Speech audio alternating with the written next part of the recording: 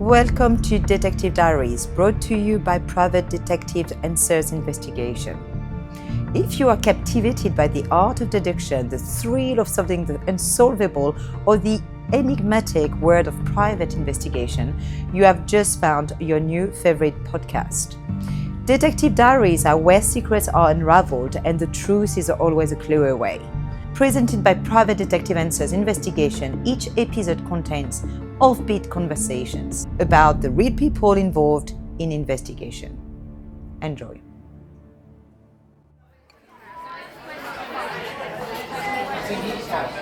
Detective Diaries. We are back with an interview I have both looked forward to, but I have to say had some apprehension about, but a little bit more of that later. We endeavour to bring you these episodes with subjects surrounding private and other investigation and the worlds and history of our profession. Today is a slight diversion. I have with me Eli Murton of Guildford Shakespeare Company. A natural question is, how does private investigation link to Shakespeare? And again, I'll tell you the answer to that in a few minutes. I shall let Eli tell you all about GSC, Guildford Shakespeare Company. However, as a quick synopsis, the company is an award-winning theatre company for 20 years. Rather than relying on traditional theatres, GSC performs in unique and very site-specific venues. Remember that phrase. Using locations such as churches, parks, castles, and even historic streets. And they don't religiously stick to Shakespeare. I was enthralled by Frankenstein and the unique adaptation of Mary Shelley's novel, and been to murder mystery evenings in atmospheric venues, most notable on a Boeing 747. Even Romeo and Juliet was performed in a historic street with a couple on an authentic 17th century balcony. But what's the link to investigation? I did promise you the answer. Two things: those murder mystery evenings, the brainchild of my guest, Eli, and another. For our corporate sponsorship this year, we've been pleased to be invited to sponsor GSC's production of David Copperfield in the German Street Theatre in London, in Guildford in Surrey, and other towns. But our motivation for doing that is their outreach and education department, who work with some 24,000 engagement opportunities in projects ranging from primary after-school clubs to programmes for families with teenagers living with mental health challenges and young carers. And Eddie will tell us much, much more about that. But before I hand you over to her and somebody interrogate her, I really should mention Brian Blessed, with whom I have been enthralled since I first heard his raucous laugh and cry of "Who wants to live forever?" in the film Flash Gordon. This icon of stage and film said of GSC, "This company is nothing short of miraculous, a beacon for the arts." High praise indeed. Eli, welcome to Detective Diaries. Thank you. It's lovely to be here. Please tell our audience about Guildford Shakespeare Company better than I can, because I've only briefly touched on it. So Guildford Shakespeare Company was founded in 2006 by Sarah Gobran and Matt Pinchers. So Sarah had done an advert and had some cash from that, some payment from that advert, and the choice was between going to an elephant sanctuary or putting on an open air production of a Shakespeare play in Guildford. She'd been auditioning for a lot of open airs, and she was like, why doesn't Guildford have an open air Shakespeare company?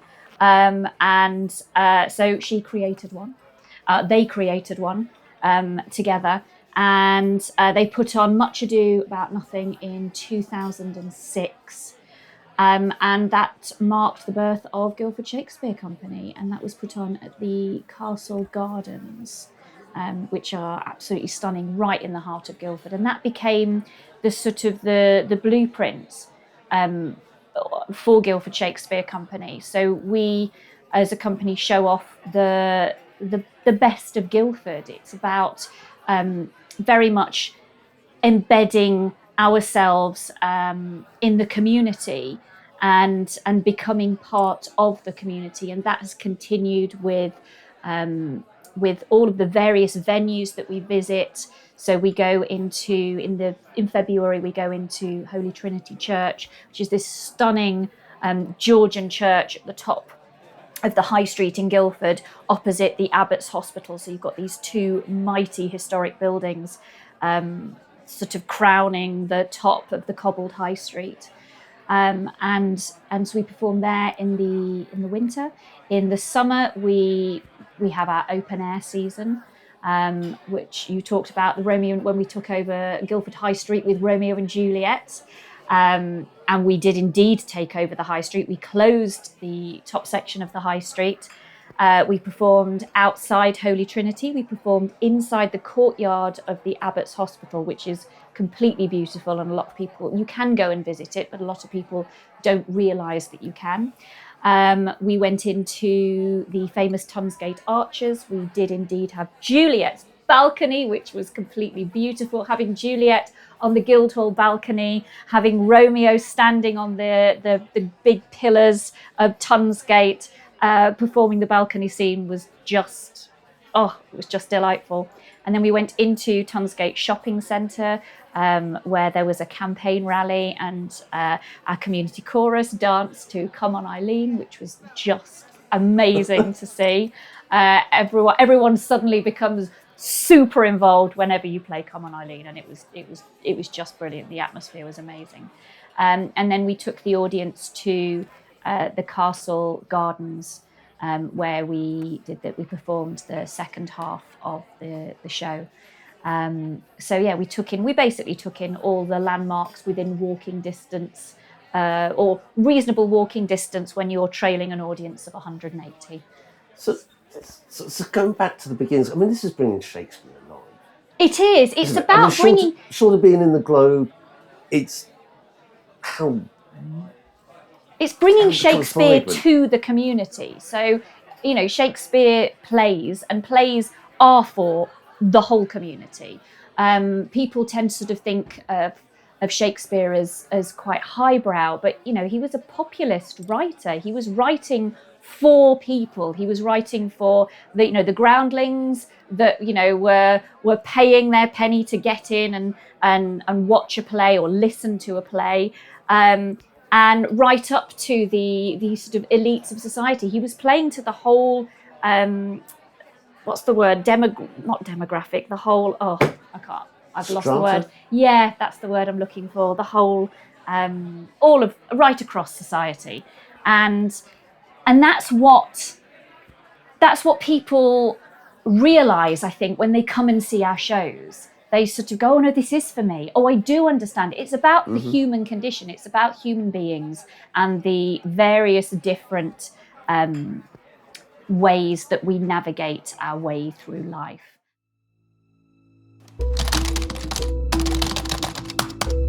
Everyone has a missing piece of their story, a lost connection, a name whispered in a family secret, a debt owed. Where do they go? The debtors who vanish overnight. The birth parents you long to meet, the missing loved ones whose absence leaves a void.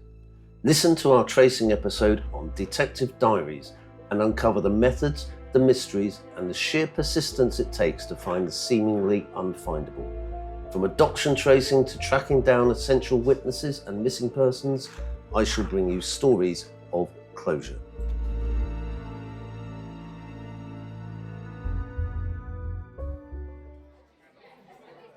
And I love that a lot of the directors that we work with, I love that they are able to see that the journey that a character is going on, and bring it into the types of journeys that people are facing today. So in 2017, I think it was 2017, we did, or it might be 20, I can't get the date right, but we did a performance of Measure for Measure, which hit right at the point that the Me Too movement was sort of reaching its peak. And Measure for Measure has that completely crushing line of, who will believe thee, Isabel? to the character who has been sexually assaulted or sexually propositioned and is now being blackmailed. And we played the first half with a woman as the sexual predator, and then we played the whole play in the first half, and then in the second half we did a complete gender swap. We played the play again, but with a man as the sexual aggressor, and hearing the audience hear that line was quite spectacular, and also observing that when it was a woman saying it, you literally felt there was a ripple of people being forced to question their own reactions. Yeah. You know, both of them are totally unacceptable, but when you're forced to sort of, you hold that mirror up to, which is what, you know, a lot of excellent theatre does. It holds a mirror up to society and says, just have a look at how do you feel about what took place. So Shakespeare's resonating over It full resonates centuries over, into when you current go, times. that was written 400 years ago, and sadly, it's still happening today.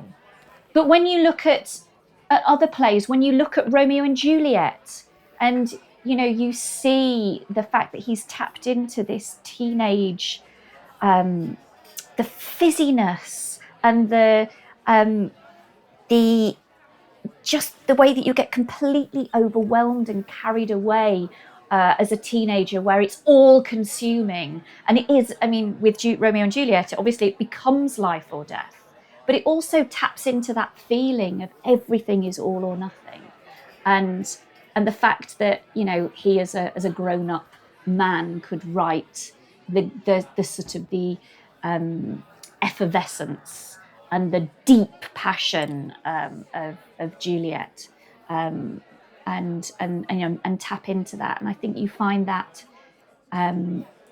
across the plays. You find it with the politics, the fact that, you know, disappointingly, the politics hasn't changed. I think every time, I mean, I one of my roles is front of house manager, and so I get a lot of direct audience feedback, and having, you know, people just come up to me and go, oh my goodness, it's still happening now, or oh my goodness, he's writing, but he could be writing now. You know, this is happening, this is still happening today, or I feel that, and I completely see why that character, and you're just like, yeah, because he's writing about the human condition, and ultimately.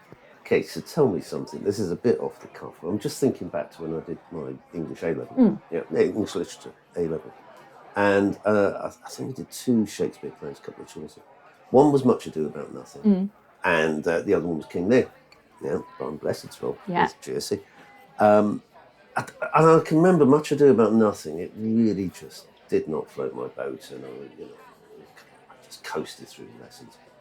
And then suddenly King Lear, I mean, I can still quote it now, and the fantastic. Why is that? Why does one aspect of Shakespeare not trigger and another one does? I think when you're reading it, I think when you're studying it, I think that plays a huge role. Because I did Antony and Cleopatra when I was at school for my A-level, and just really was nonplussed by it. And then I saw it and was completely blown away. I think also different elements. I mean, you look at Much Ado and you look at King Lear, and they're completely different beasts. They are, and the emotional journeys that the characters go on are completely different. So I think that's what's wonderful about Shakespeare. He didn't just write a genre. He was writing, you had the histories, which were highly political, and you had the tragedies, and then you had the comedies, which, had with Much Ado, the wit and I just love the sort of the verbal sparring that takes place. But I think if you just read it, and another part of my job is going into schools and getting Shakespeare up on its feet in front of students so they can hear the lines read by professional actors, and they can see the scenes being performed as opposed to just reading them. And I think I find it hard, and I know that a lot of actors find it hard when you're just sat reading Shakespeare, but getting it up on its feet, and getting that performance element to it, and starting to sort of look into those lines. And certainly for students, I think it just gives them a different way in. And I think when you go and see a performance and you hear a performance, it just gives you so much more. And I think we all identify, and I think it depends on how you're feeling as well, as to what's going to resonate more with you. If you're seeing King Lear is so dramatic and dark, and the sort of the politics, really, you really lock into that, whereas Much Ado will leave you feeling in a completely different way, because it's got that patter to it. I get it. I want to hear more about education and outreach in just a moment or two.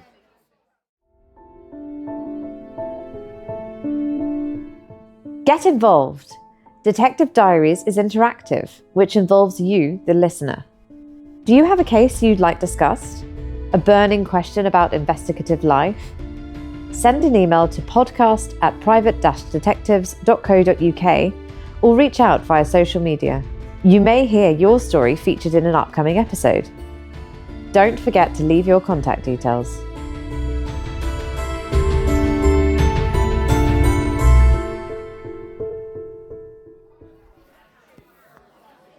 Ellie, GSC's Education and Outreach Department. I know you serve thousands of students and you conduct projects on social inclusion, on well-being, but beyond the main productions, what does GSC's educational outreach actually look like, and how does it impact on the local community?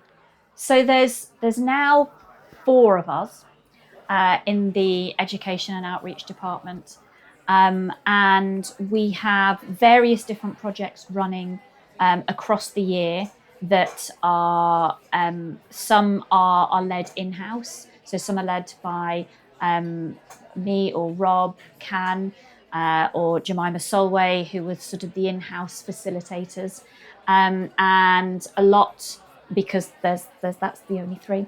A lot are led by external facilitators and teams of actors that we send out. Like, we're currently doing a schools tour, so to try and hit all of them, we currently have 2 big projects on the go. Our first project is a pilot 8-week program called Put Up Your Swords, which is a knife crime prevention program, and that is an 8-week course that is taking place in 5 schools across the area, and it is in connection with the Cayenne Prince Foundation, Charlie's Promise, Fearless, Crime Stoppers, the University of Law. I think I've got them all in there. So the students, they're Year 9 students, so Jack Whittam and Rob Can are the facilitators, and they are going in to schools and looking at Romeo and Juliet, specifically the scene where Tybalt murders Mercutio and then Romeo murders Tybalt. And so we're looking at that scene, and they look at that scene and create their own version of it, and they've worked with a fight coordinator to bring that text to life. They have also had talks from Dr. Mark Prince from the Cayenne Prince Foundation, who lost his son to knife crime 18 years ago. They've had a talk from Martin Kosser, who lost his son Charlie, he's of Charlie's Promise, and he lost his son Charlie, I think 18 months ago, due to knife crime. They go into the University of Law, where Dr. Katie Peters has set up a courtroom, a court of the future, and also a crime scene. So they get to put Romeo on trial, and they also get to see the process of a trial and the legal ramifications and you know how it affects the reach of knife crime doesn't just affect those immediately involved, how the ripples go out, and then it culminates in a performance of the Romeo and Juliet scene. So they're getting that sort of 8-week long contact, and they're getting input from some significant people who are talking from both personal experience and professional experience, to try and catch them at an age where, you know, they're at year 9 is sort of 13, 14. They're going to be going out to be doing more, you know, becoming more independent. And you want to arm these kids with the knowledge that, you know, within any crime, knife crime incident, there are usually multiple occasions where things could have been redirected and it could have ended up in a different, you know, the outcome could have been so much less horrific. And so the students are being shown that, and they're being given the information to change outcomes and to, you know, to know where to report to and how to sort of de-escalate at a point where they are becoming more independent. And so that's an incredibly impactful project, and we're hoping that that will be able to go on to be taken further, certainly repeated, and broaden the reach. We also have a schools tour which goes out once a year, to our secondary schools tour, which goes around secondary schools in the area, performing Romeo and Juliet and Macbeth, which are the 2 GCSE texts.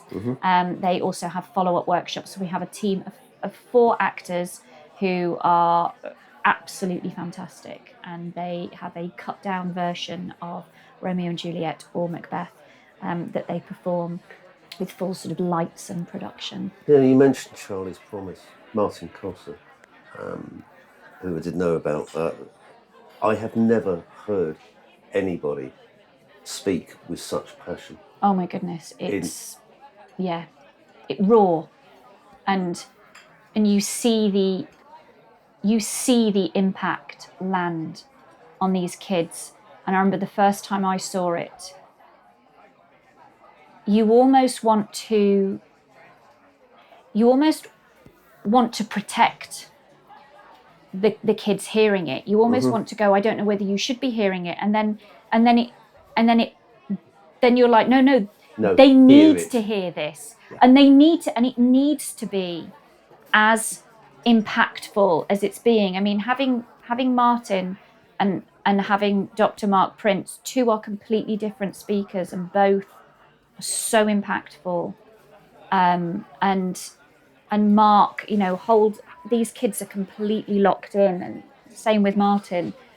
I think it's so important that they're hearing those stories firsthand, and you can see it land, and you just think, you know, that's the sort of talk that is going to change lives, that is going to sort of stay with them, and the mood going in and the mood coming out. Obviously, you know, you have a lot of kids that are really distressed by it, and you think, well, because it's really distressing, because it's literal life and death. This is your reality. Yeah, and it is, you know, you are facing something that is completely horrific. So going back, I'm just connecting the whole Shakespeare, what you talk about Shakespeare being classless and approaching all stratas of society, and there you are with community and education projects. It's a bit naughty of me to mention this, but I'm told that on a previous schools tour, actors were noting the students laughing at they do. deaths. They do, because they're teenagers, but also Shakespeare deals with some big emotions, massive emotions, and any kind of heightened emotion.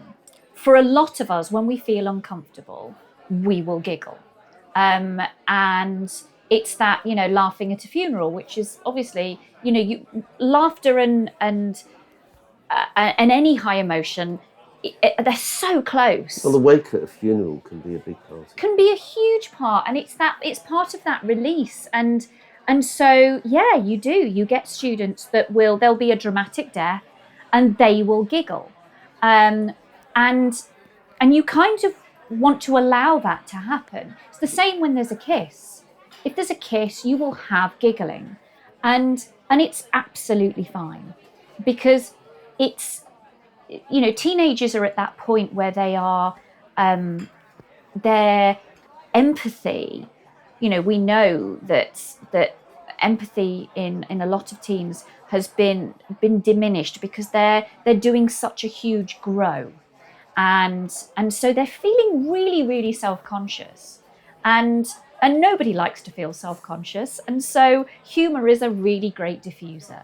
And so if we're all feeling self-conscious, we're all feeling a little bit emotionally exposed, and then someone either does a dramatic death or a death on stage, or there's a murder on stage, or there's a kiss on stage, then it's got to come out, and there will be a giggle, and you just allow that to take place, because it means they're connecting, it means they're watching, it means they're engaged. And it's not the type of engagement that we don't get, as actors, we don't get to declare how a play is received, how anything is received. We have when you're in the rehearsal process, the play is very much within that room, and it belongs to the actors. Sure. And it belongs to the director, and it belongs to the creatives. But as soon as you put it in front of an audience, it belongs to the audience. You get to deliver it in a way that you have been directed to, and that you've worked on, and that you're happy with. But you don't get to say how someone takes that away. And whether you're delivering that play and performing that play to a group of teenagers who are, who have been dragged in off a playground, just having had lunch and stuffed themselves full of cheesy chips and are feeling a little bit, or it's first thing in the morning, or whether it's an evening performance, and you've got paying punters who have come along and who are really invested in the company. You don't get to say how they take it; it becomes theirs, and that I love. So for me, any kind of engagement, if they're giggling, generally they've watched something that's affected them, something that's caused a spark, and you just crack on, and it's your job to continue. We all have our jobs. Their job is to hear it and listen and receive, and our job is to perform it to our best ability. So you just plow on. Hola, yo soy James Lupton, intérprete y traductor. Escúcheme en el podcast Detective Diaries, hablando de mis experiencias laborales desde la alta corte inglesa al campo colombiano. Hi, I'm James Lupton, interpreter and translator. Come and listen to me on Detective Diaries, talking about my experiences working from the English High Court to the Colombian countryside. Ellie, I'm either going to embarrass you or I'm going to do you a small favour, but I'm going to remind you of a line that you told me, which you said you can never use. I can explain it to you, but I cannot possibly help you understand. Yeah, I can explain it to you, but I can't understand it for you. I'm not allowed to use that line. No, we don't say that. We're not allowed to say that. But yeah, but it's true. But it does. I can give my bit. And that comes with all of the education stuff that we do. I'll give you my bit. What you do with it is going to be, that's I heard this in another podcast. That's your social, what's it called? It's not your social responsibility, but that's your responsibility. I bring my responsibility, and my administration. That's yours. Part of the contract. Yeah, that's also part of the social contract.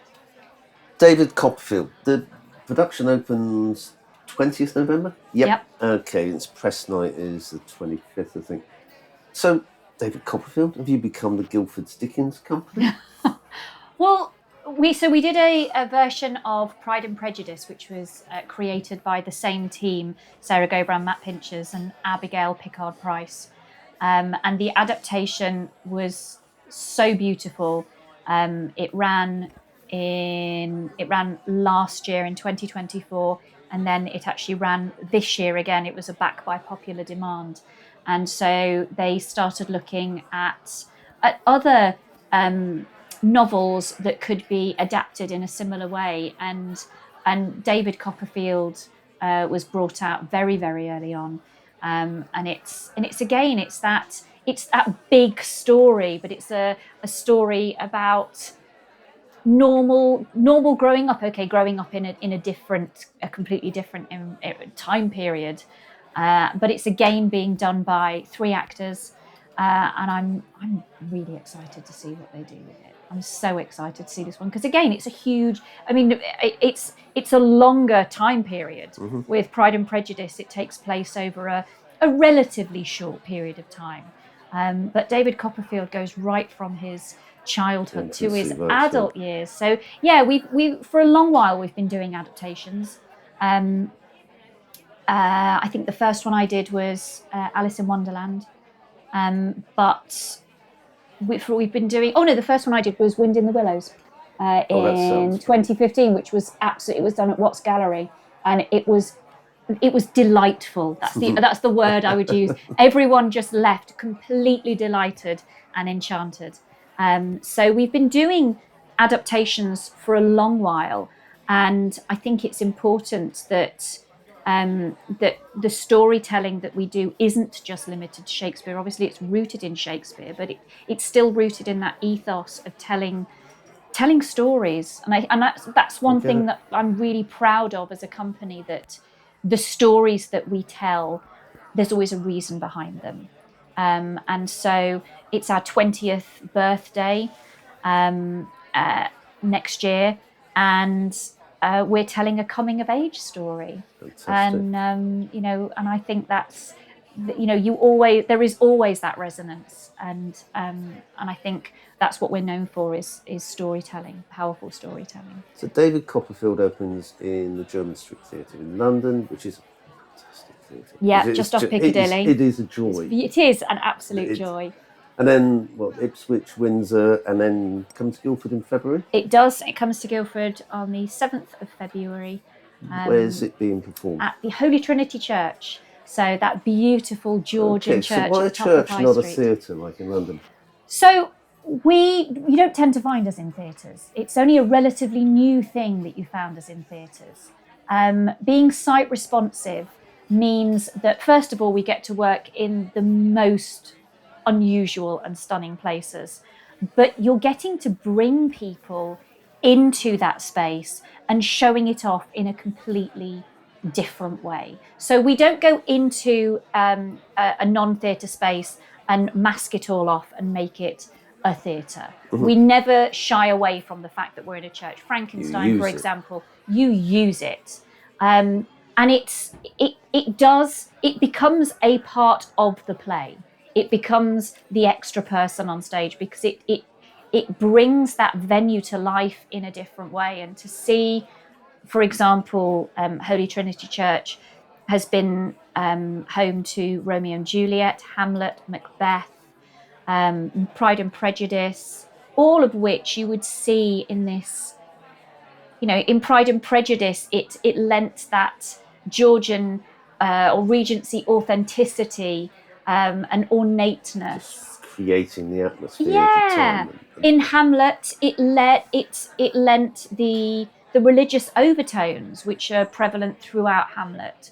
We used the organ. We had an amazing actor who was a completely mind-blowing musician who would play on the organ, on the church organ. And so hearing that, you just go, absolutely 100% yes. But it's very similar when it comes to, the open air. We performed Midsummer Night's Dream in Racks Close, which is a nature reserve. It used to be a chalk quarry, so you've got various levels that have been carved away, which Sarah and I saw, and we were like, stages.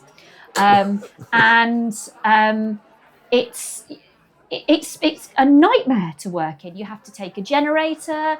There are absolutely, we have to bring everything in, but it's such a magical venue, and to watch the audience follow the lovers as they escape into the woods is, has to be a huge highlight of mine. Similarly, when we did Robin Hood there, having like a rope bridge, it's, we get to go into these amazing spaces, which are already amazing in their own right.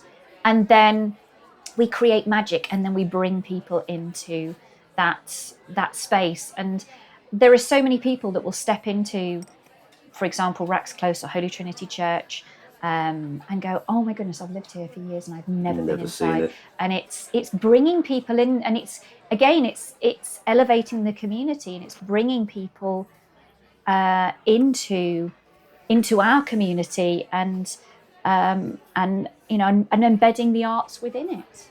Ellie, guess what? We've spoken so much.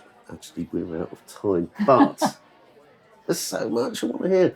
Will you come back and tell us more? I absolutely want to hear will. about murder mystery. The whole thing. Thank you for your time today. And for anybody listening, don't go away, because we've got a competition which is a bit of a diversion from normal, and it will give you the chance to be involved with GSC, Guildford Shakespeare Company. Detective Diaries is designed to be interactive, and we want to hear from you. Send us an idea for a podcast. It needs to have a link to investigative work, of course, or a guest you'd like to hear interviewed, or even whether you would like to appear yourself. You can send your thoughts by email to podcast@private-detectives.co.uk.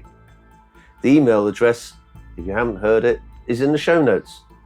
The best entry will receive 2 tickets with our compliments and be our guest for the evening at Guildford Shakespeare Company's production of David Copperfield, and you may well find yourself interviewed.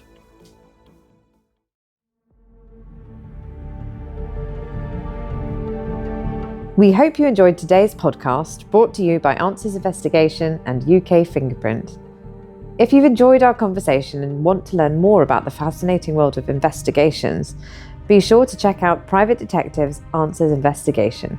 Their experienced team offers a wide range of discreet and professional services, helping you find the answers you need with integrity and expertise. If you're interested in fingerprint analysis or require specialist fingerprint services, don't miss UK Fingerprint. As one of the leading fingerprint companies in the UK, they provide everything from identification to background checks, working with individuals, businesses, financial institutions, and gambling companies. To find out more, visit www.private-detectives.co.uk, that's a minus sign, and www.ukfingerprint.co.uk. These are your go-to resources for investigative solutions and fingerprint expertise. You can call their office on 020 7158 0332. Thanks once again for tuning in. Until next time, stay curious and keep seeking the truth.